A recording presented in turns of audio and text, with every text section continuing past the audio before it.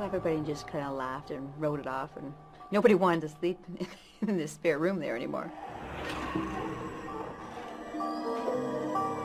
I'm still a skeptic myself, like I said. Even if you told me, I don't know that I'd believe you. If I watch myself and listen to myself, I'm not sure I believe myself. What happens when death becomes personal? We hear about dying, we see it in the movies. But for many, death isn't real until we lose somebody we love. And then the questions start. Is there life after death?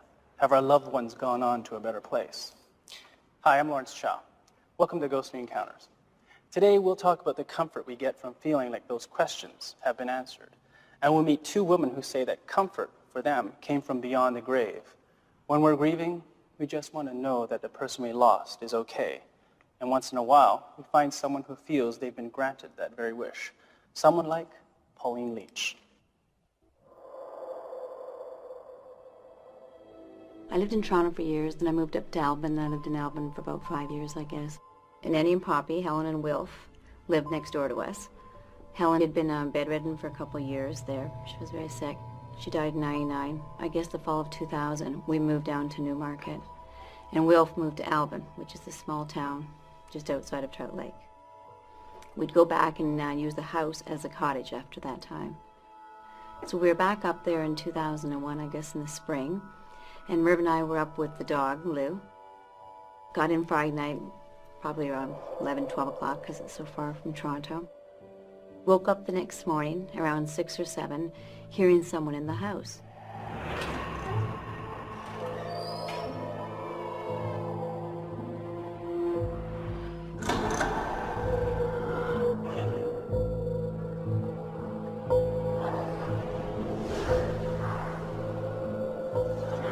We heard the side door open and someone walk down the hall and stand outside the bedroom.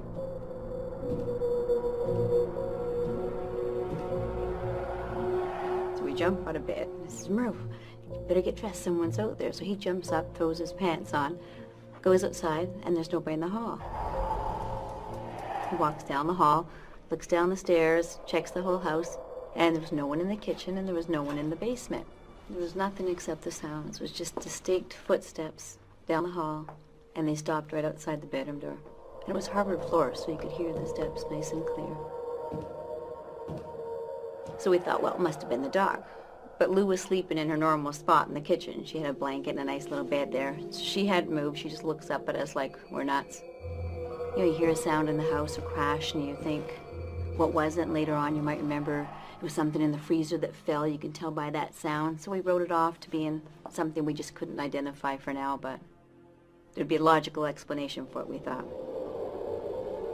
We were back up in June, and we didn't have Lou with us this time. And again, 6 or 7 in the morning, we woke up, and we heard someone come in the side door, walk down the hall, and stand outside the bedroom. So Merv looks at me and says, "Did you hear that?" I said, "Yeah." We figured it must be Poppy. He had his own key. He would sometimes come in to visit. He didn't know we were coming up, but maybe he saw the car late at night. I don't know. So Merv jumps out, walks down the hall, and again, there's no one there. No one in the kitchen, no one in the basement, and the door is still locked. Why does a ghost need to open a door? I think they can walk through. But we did hear a door the second time, and then the walking down the hall. But there was no dog with us.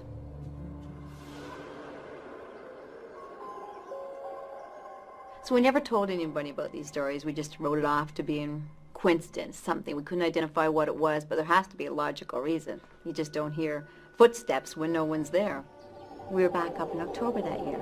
So Merv and my youngest son, Grant, are out hunting, and Craig, my second youngest, is in the house with me, and we're preparing dinner and setting the table and getting everything ready for Thanksgiving dinner. And finally, when everything was ready, Craig and I went downstairs to the bar to make ourselves a drink.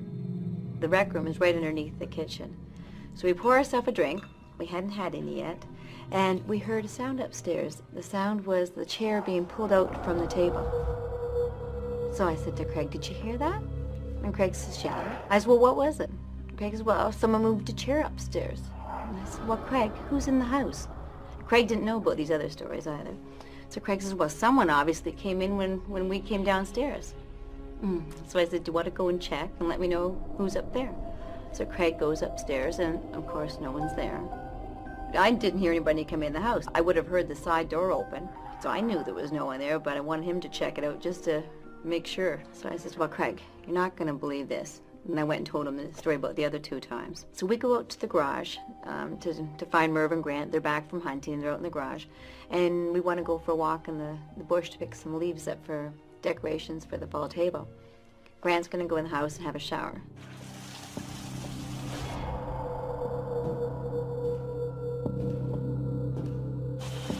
Turned the shower off and was getting dried off, and he heard someone, the same thing that we had heard. Someone walk down the hall and stand outside the bathroom door. So we get back from our leaf collection, and Grant comes back outside. He says, well, who was just in the house? I said, well, nobody was in the house. Yeah, he says, somebody walked down the hall and stood outside the bathroom door. He says, I called, no one answered. He says, so I waited for a while, then I stuck my head out and went to my room. But who was in there? And if I'd told him the story, I would have thought, oh, well, he's just imagining because we told him. But since we hadn't told him the story already, and he heard the same thing that we heard, but, oh, wow, there's something happening here.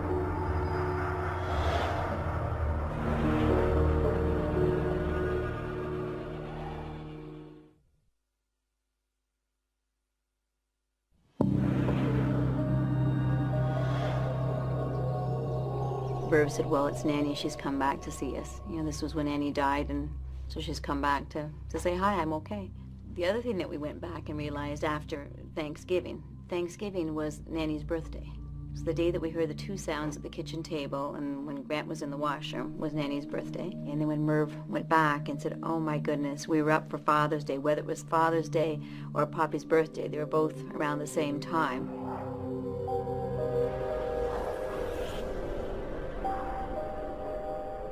And July was the second time, and July was when Annie died, July 2nd. People asked, how could it be Nanny? She didn't die in this house. Nanny died next door in her house, in her bed, which she'd been in for a couple of years. She was very ill at the end. So they said, well, why would she be in this house? Merv says, well, she must have come to visit us, I guess. You know, she missed us. Hopefully she was happy to come back and see us. It wasn't upset with something. It felt comforting to know that she's there, I guess, around, has the ability to come back, has the ability to say hi. Anyways, we never talked much about it, and a month or 2 later, I was driving to work, and all of a sudden, the hairs in the back of my neck stood up, and I thought, oh man, I know how she'd be in the house. She died next door, Poppy moved to Alvin, and we had taken all our furniture down to Newmarket. So we brought the hospital bed that Nanny died in and put it in a room and made the room up for Poppy so he'd have a place to stay in our house when he came. And then it made sense. The bed that she died in was in our house.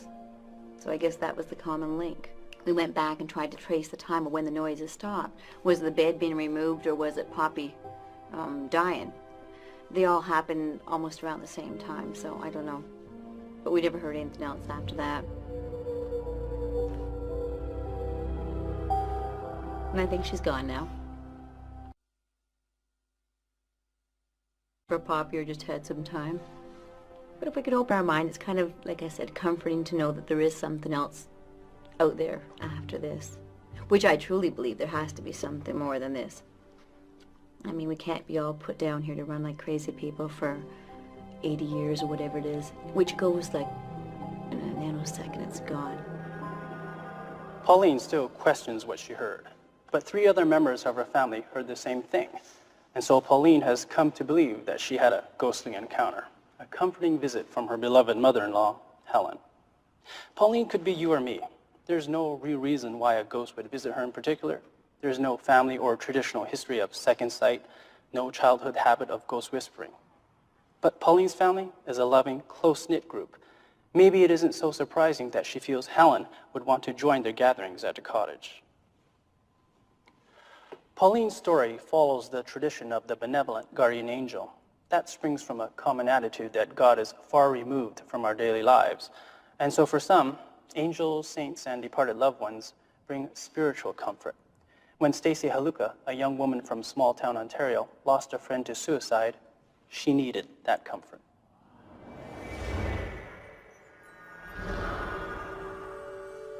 I grew up in Welland. in a small town outside of there where I grew up was Cooks Mills.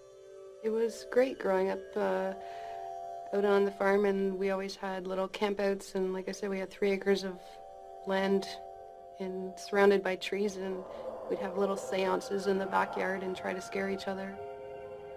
I typically watched horror movies, still do. My mother does not like it, and I would rent horror movies, and she would be either vacuuming or playing the organ just so she wouldn't have to hear the horror music. I just liked being scared. I like the supernatural. I always believe there's something outside of what we see.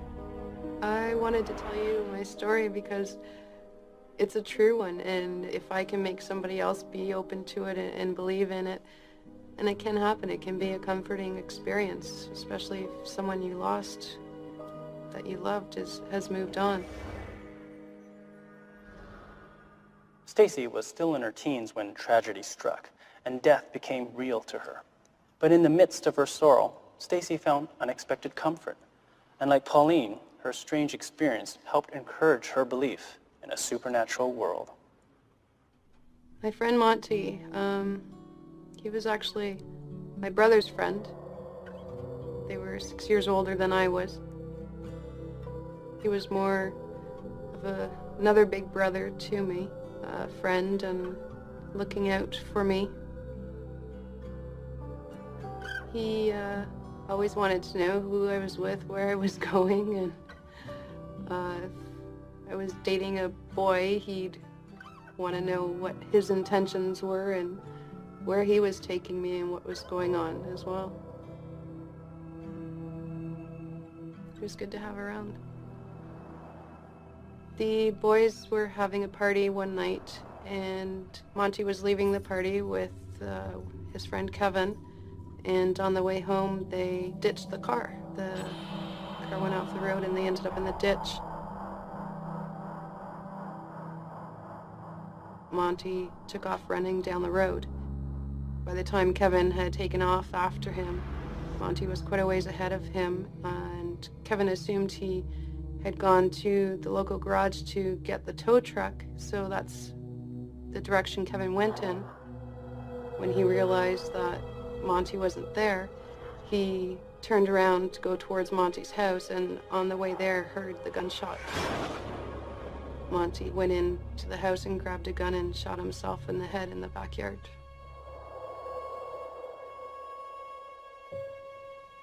He was somewhat withdrawn from his friends.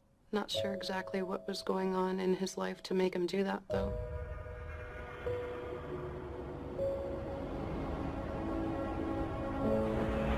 I was devastated.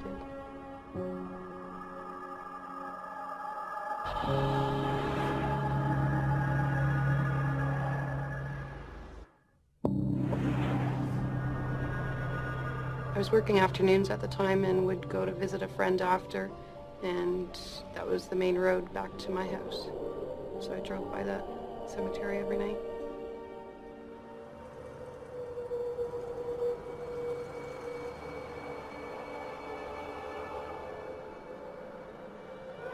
After Monty was buried there, every night I drove by, the street light would blink off and then on.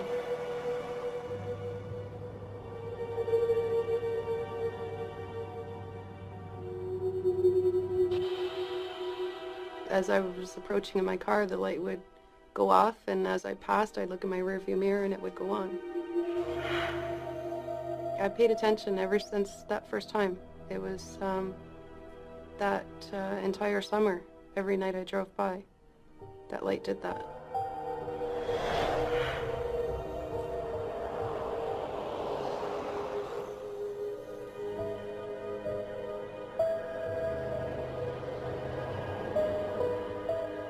I knew it was him. I don't know how, but somehow I knew it was him. It made me believe that he was still around, and I wasn't upset so much anymore as comforted in knowing that.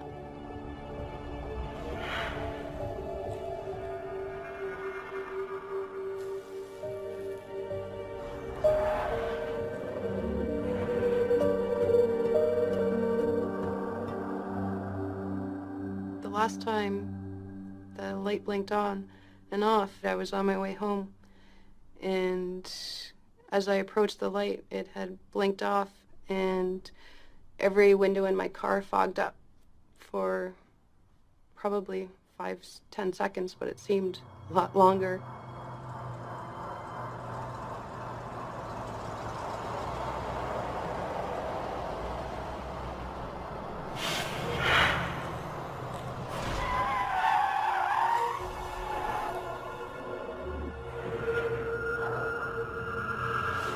Every window in my car had fogged up. I couldn't see out of my windows, and it may have lasted 5 or 10 seconds, I'm not sure. And as the windows cleared and I looked in the rearview mirror, the light came back on, and that was the last time that it ever blinked.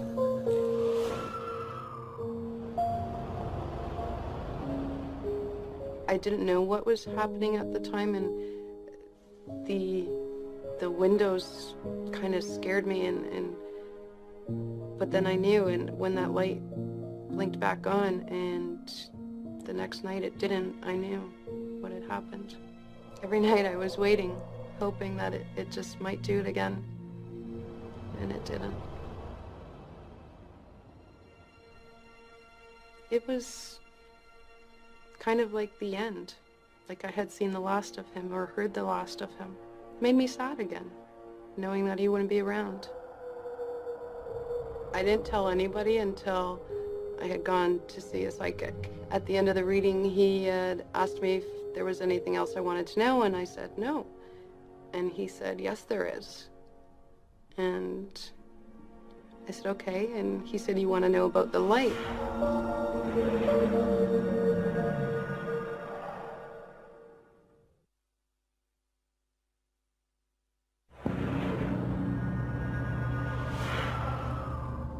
He said, you want to know about the light?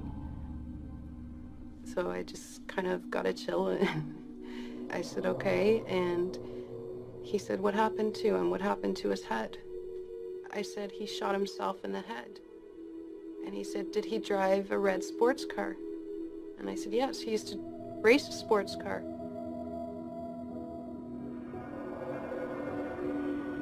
He said, the light, he said, when it was blinking, he was letting you know that he was still watching over you and taking care of you. And that last night, he was letting you know that he was going to be leaving and moving on, that he couldn't stay here with you anymore.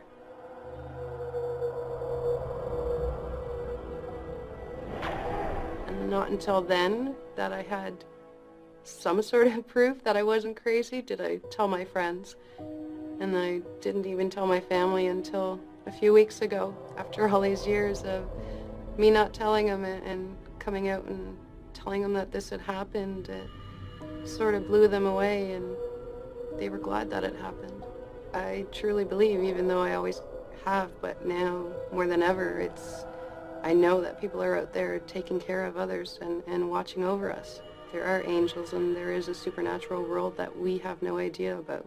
Everybody has their own beliefs, whether it's supernatural or God or Buddha or who it may be that they need to believe in.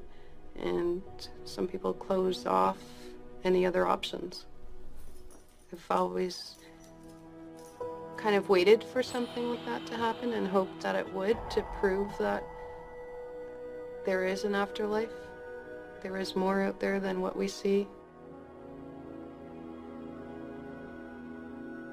Our loved ones may die physically, but they're still looking out for us. They're still there spiritually.